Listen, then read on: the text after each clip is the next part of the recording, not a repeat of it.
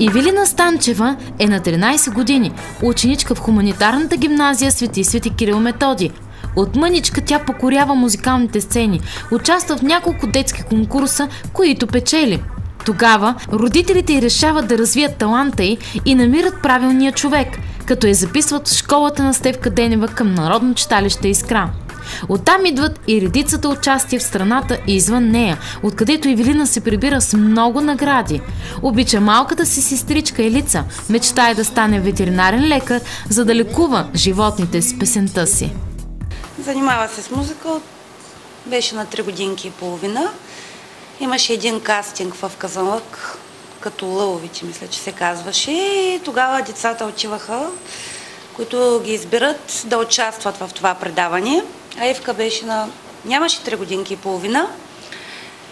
И реших да я пробвам. За първи път пя народна песен.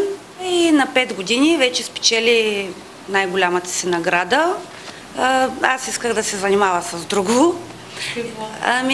С спортни танци. Даже бях я записала, но просто то се лечи, че няма желание.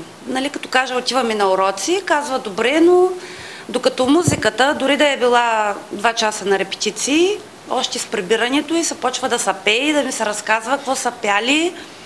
Просто то се лечи желанието.